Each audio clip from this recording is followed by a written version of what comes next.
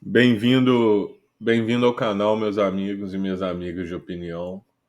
Como vocês estão? Hoje vamos assistir um debate aqui do.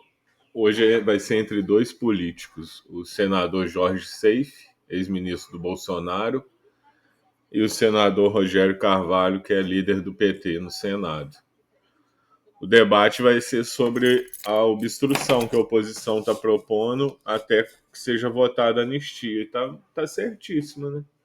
Enquanto não votar anistia, não vota nada mais. Aí eles vão ser obrigados a colocar em votação e vai ser aprovado. Né? Vamos assistir agora aí ao debate aí. O Jorge Seife detona o Rogério.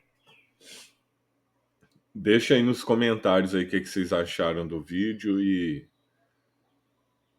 quem saiu melhor no debate aí. Depois da primeira turma do Supremo Tribunal Federal tornar réu o ex-presidente Jair Bolsonaro. Essa apuração é do âncora Gustavo Uribe. Gleisi disse que travar as votações da casa é colocar os interesses do ex-presidente. Essa era a amante, não era na lista do Odebrecht? O Palácio do Planalto tenta acho que era ela mesmo. Atrapalhe a pauta governista do primeiro semestre, que inclui a reformulação da tabela do imposto de renda. O nome dela era amante. 6 por 1. Na lista de propina da Odebrecht. Por mais importantes que elas sejam, caso o presidente da Câmara, Hugo Mota, não paute o projeto que anistia os condenados pelos atos de 8 de janeiro. Outra discussão bem importante também. A obstrução consiste em mecanismos como pronunciamentos, pedidos de adiamento, saída do plenário para impedir o andamento dos trabalhos do Congresso. O PT já fez obstrução até não querer mais. Vamos então ao debate, começando esta edição pelo Jorge Seife. Senador, eu estou falando da outra casa, Câmara dos Deputados, mas do mesmo partido, PL, que é a legenda que o senhor representa. Então me diga, obstruir a pauta é um aceno a Bolsonaro ou é um ato contra o Brasil? Boa noite. Nenhum nem outro, é um ato pela anistia dos presos políticos, se você não entendeu. Não tem ninguém contra o Brasil. Está todo mundo a favor das vítimas do judiciário brasileiro. A CNN quer botar o povo, eles contra o povo, coisa estranha. Boa noite, Basília. Boa noite, senador Rogério. Prazer imenso estar aqui com vocês. Ninguém está contra o Brasil, não, minha filha. Eu constantemente assisto. Na verdade, Basília, não é uma pauta a favor de Bolsonaro, mas é uma pauta humanitária. Nós temos hoje pessoas que foram presas sem que houvesse uma imagem, algumas sim cometeram ali vandalismo e não golpe de Estado, e, claro, devem pagar, né, pelos danos materiais que tiveram ali no patrimônio público, sem dúvida nenhuma. No entanto, muitas pessoas, foi uma prisão praticamente coletiva, nós lembramos bem do episódio, e a questão de obstruir a pauta para que essa pauta humanitária seja uma prioridade para a Câmara dos Deputados e para o Senado Federal, eu acho que é muito importante. A deputada Gleisi, ela não pode ter uma memória seletiva.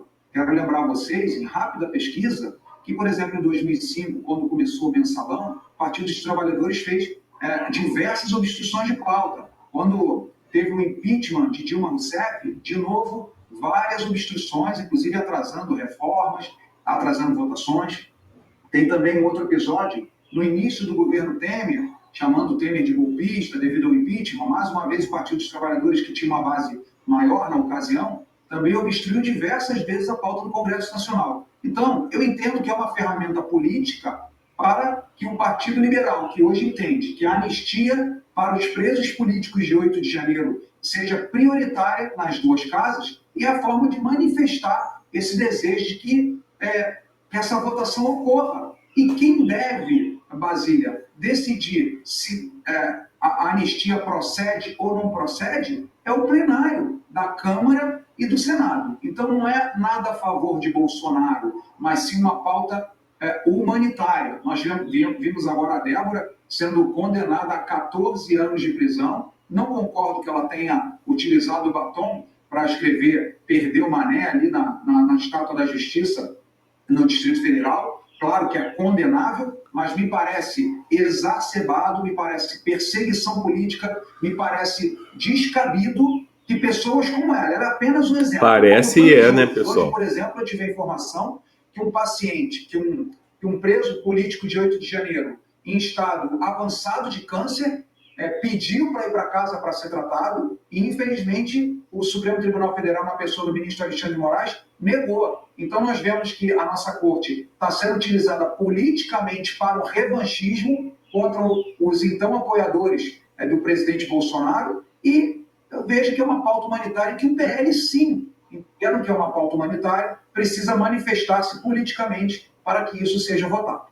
Aqui o jogo é equilibrado, a gente chama pessoas de relevância para os seus partidos, para o país, e também equilibrado do ponto de vista do tempo. Então, o Seif falou um monte, o Carvalho também vai ter a mesma oportunidade de defender o seu ponto de vista. Obstruir a pauta é um aceno, Rogério Carvalho, a Bolsonaro? É um ato contra o Ele Brasil? falou que era Qual a sua avaliação? permitido, pô. Olá, Basília. Quero cumprimentar o meu colega Jorge Seif. A gente se dá muito bem no plenário. Primeiro que eu acho que nós temos um problema maior que aconteceu no Brasil, que foi a orquestração de um golpe de Estado e que é previsto numa lei que foi aprovada pelo Congresso Nacional, pelo Senado da República, que é a Lei do Estado Democrático de Direito, que prevê uma tipificação de penas para quem atenta contra a democracia.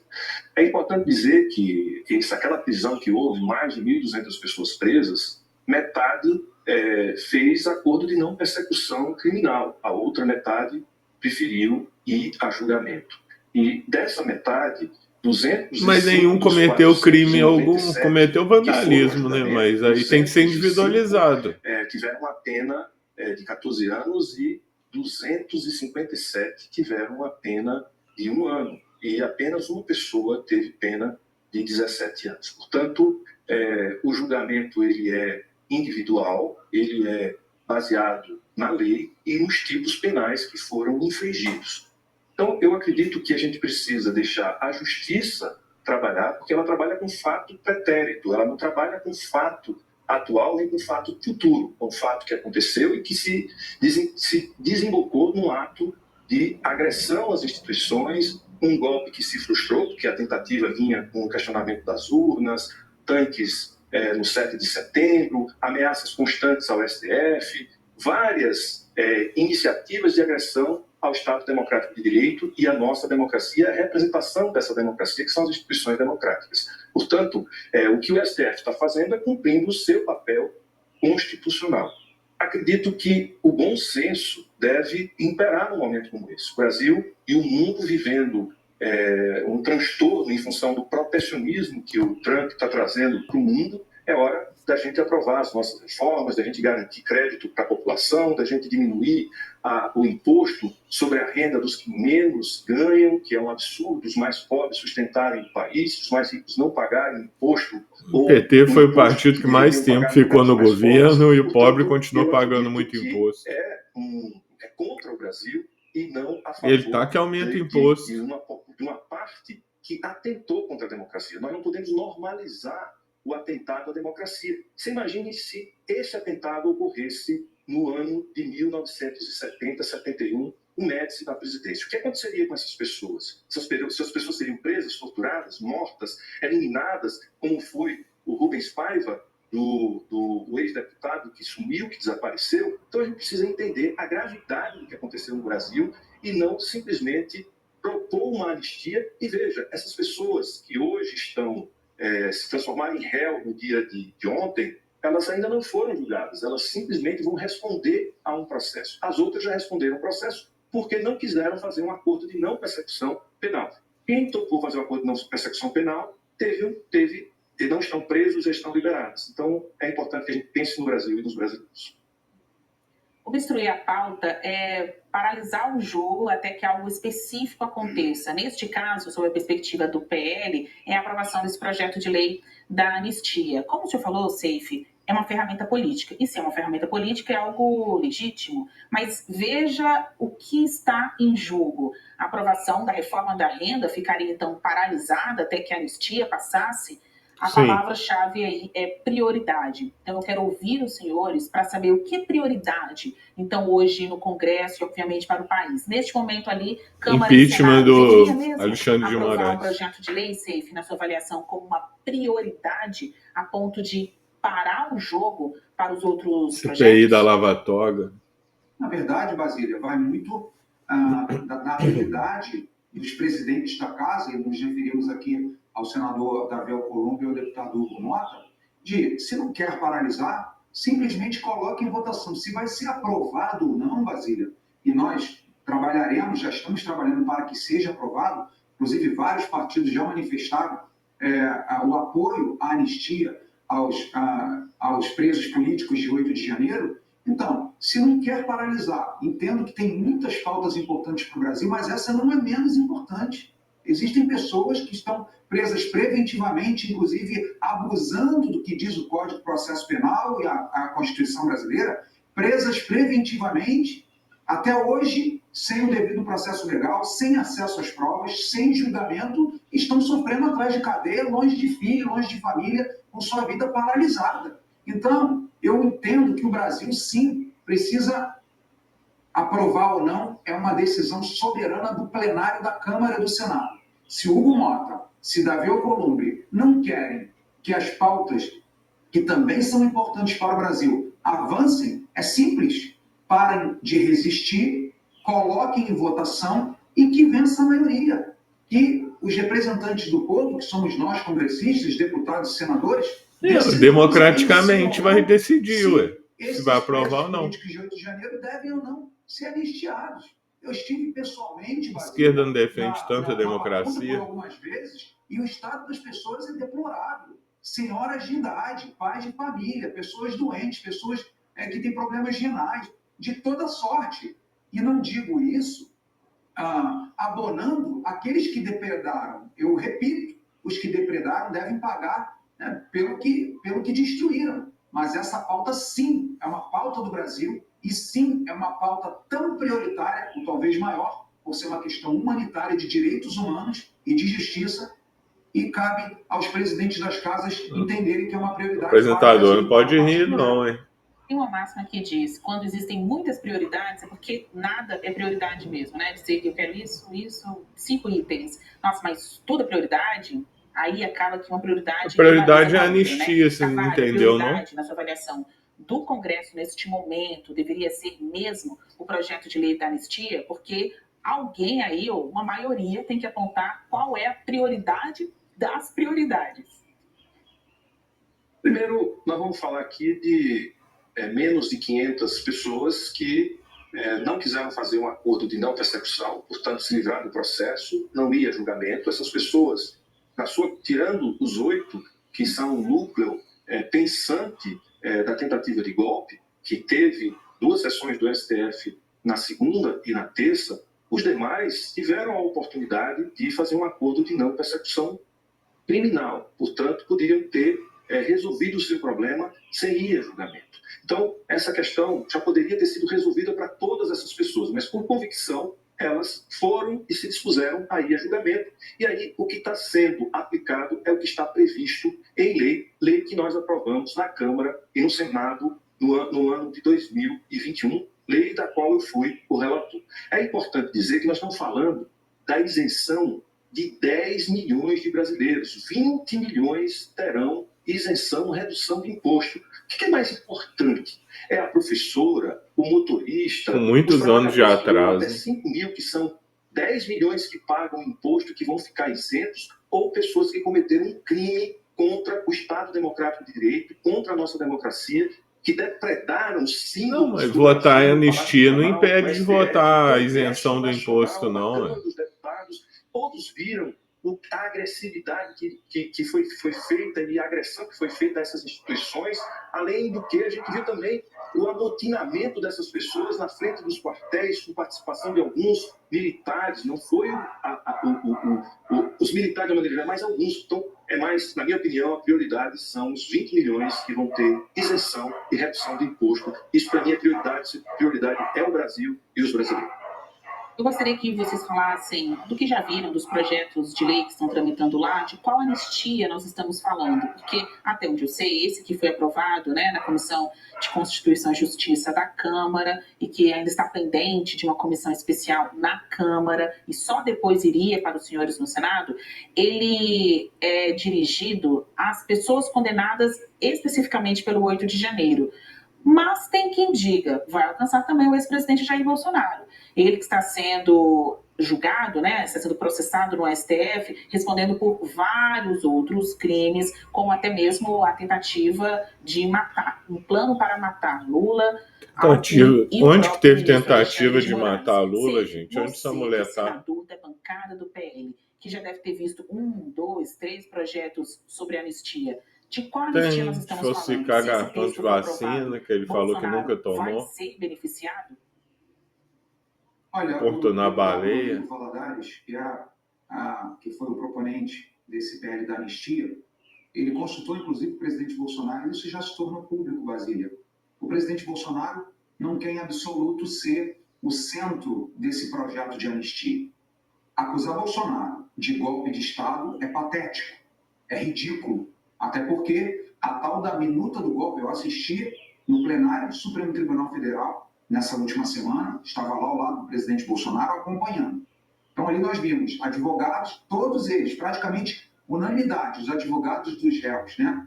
Dos acusados, melhor dizendo que não tiveram acesso até o dia de hoje. O processo já começou a ser julgado, eles não tiveram acesso às provas que apontam a culpa para os seus clientes, inclusive o presidente Bolsonaro. Nós tivemos a imprensa acha isso normal. Que é um apelido que o ministro Alexandre de Moraes deu para uma minuta de decreto de estado de defesa. E é uma coisa muito diferente, ou seja, é uma narrativa. E para se ter um estado de defesa, nós sabemos, tem que consultar o Conselho da República, como diz o artigo 136, tem que consultar o Conselho de Defesa Nacional e tem que ser aprovado pelo Congresso Nacional. E uma minuta, Basília, apócrifa, sem assinatura, sem lei nenhuma imprensa, sem nenhum carro de som, ou seja, uma minuta que não tem nada assinado, ninguém leu, ninguém viu, acharam numa gaveta e estão acusando o presidente Bolsonaro e os demais por um documento em branco. Então, para mim, é um grande absurdo e, com certeza, o presidente está preocupado com esses presos políticos de 8 de janeiro e não consigo mesmo. Rogério Carvalho, e se for assim, passa um projeto de lei da anistia que não beneficiaria o ex-presidente Jair Bolsonaro? Não tem como passar, vai passar é o que vai beneficiar todos. Primeiro que o projeto abrange todos e é retroativo a 2021. Então, nós temos esse projeto, ele é muito abrangente e ele tem como finalidade não proteger os que estavam na rua somente no dia 8 de janeiro. Toda a arquitetação para dar o golpe. O povo viu. A gente viu no dia 12 de dezembro de 2022 os atos de queima de ônibus, uma série de pequenos atentados que ocorreram em Brasília. Nós vimos o caminhão-tanque que quase explode no aeroporto de Brasília. Nós vimos o ato do dia 8 de janeiro, ou seja, tudo isso. E veja, a investigação do 8 de janeiro levou a gente investigou a negligência do secretário de Segurança Pública do Distrito Federal, da Polícia Rodoviária Federal, investigou tudo. Então, tudo isso foi investigado e isso chegou a minuta para decretar o estado de emergência. Ou seja, era para criar o caos e decretar o estado de emergência e aí não garantir, além do planejamento da morte do presidente eleito, do vice-presidente e do presidente do TSE. Ou seja, todas as autoridades legítimas seriam eliminadas e, portanto, as condições para o estado de defesa estavam dadas. Portanto, isso se caracteriza como uma tentativa de golpe muito clara.